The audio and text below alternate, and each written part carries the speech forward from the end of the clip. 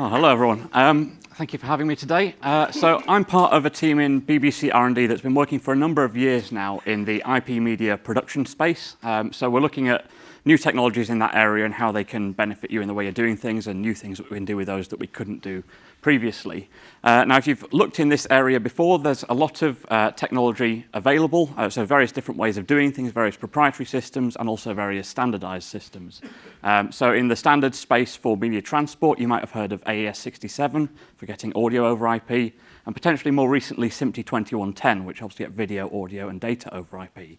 But one of the things that doesn't come up an awful lot in these standards discussions is how you do control in this space, and that's where NMOS comes in. So what does it stand for? Well, it's Networked Media Open Specifications. And an important thing to realize about this is it's all completely open source. So every specification that has been published by this body is available completely open on the internet for anyone to consume and start to use.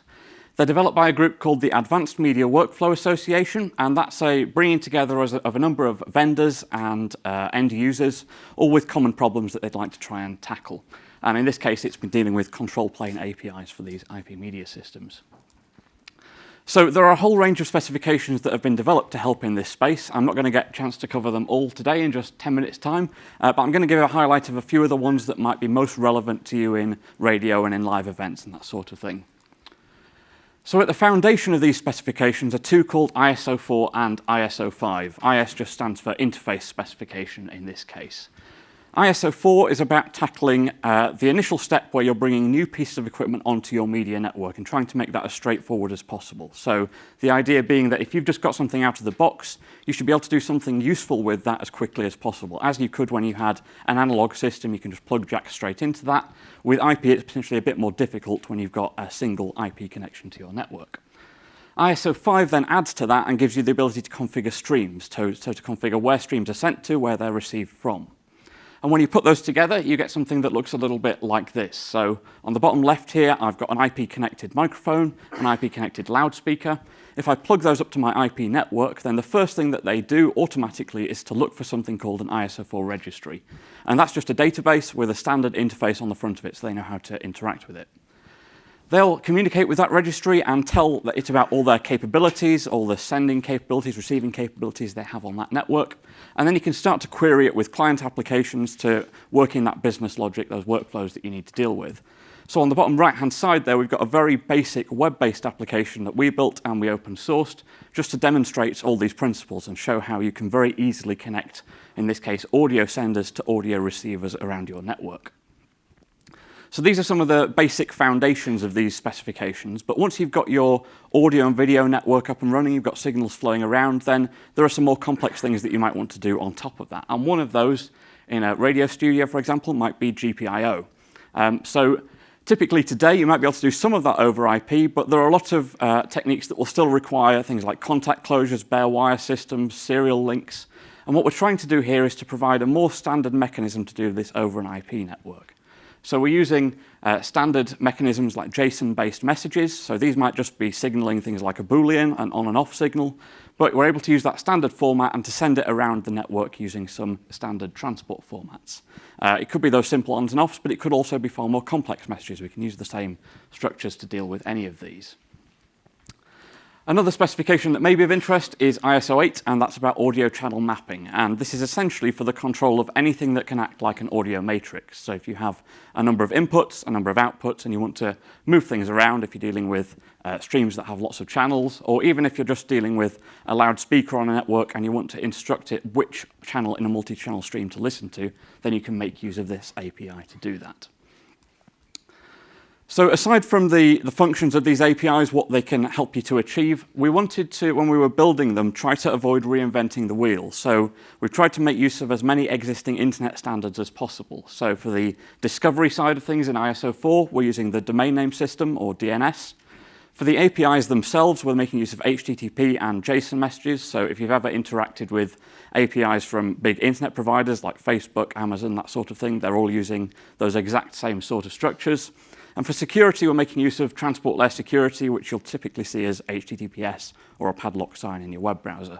So they're all things that, whether you're aware of it or not, you'll typically be interacting with on a daily basis. And it means there's also a large community of developers who are already very familiar with this layer of things. They don't need to relearn how to work with that. Aside from how it works there, we're also trying to make sure that we're not limiting ourselves to any one area of the media ecosystem. So it happens that these specs were developed alongside the development of some SMPTE standards in the TV space. But obviously, this is just as relevant to radio, and we wanted to make sure that we're not limiting ourselves to any one area here. So we're able to handle a large range of formats, different video resolutions, different channel counts, different sample rates for audio, a whole range of different transport types for getting that media over the network.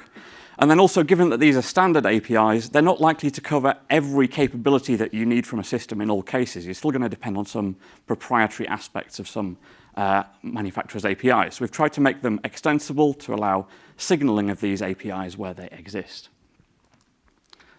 So that's a bit of an overview of how they work, how they hang together. If you have a developer's mindset, if you'd like to take a look at how all this actually works in practice and start to get a feel for how you would use it, we've got a lot of documentation available online. All of those APIs are documented in a standard format using something called RESTful API Markup Language, which is just structured text. There are also a number of reference implementations and SDKs available, developed by ourselves in the BBC and also Sony. And we've also put together an open source testing tool, as we've found, as we start to get manufacturers on board with these specifications, they aren't always going to create things, interpret things in exactly the same way. So we need to have something authoritative to be able to say whether these things are working correctly and making sure that as an end user, you're getting something that works out of the box when you purchase it. That testing tool was also used very recently at an industry testing event. So this is something that was hosted in Germany over the summer last year.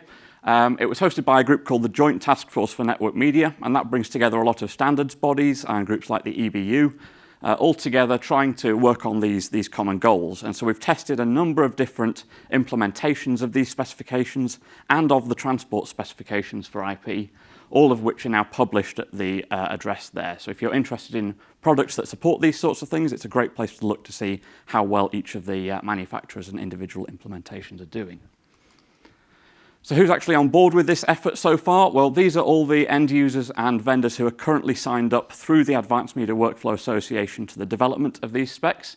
We do have a good number of audio vendors up there, but it's certainly not representative of the whole industry at the moment. So if you don't see your logo up there and you're working in this space, then it would be great to have you on board. If you take a look at some of the documentation we've got and how you might like to get involved, that will be brilliant. There's a growing number of products available, certainly over the last year.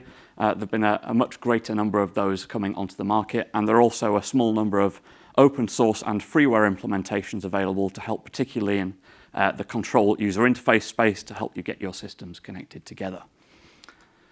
So that's everything I've got to share today in a very, very brief whistle-stop tour of these specifications. There's plenty more information available online at those different URLs.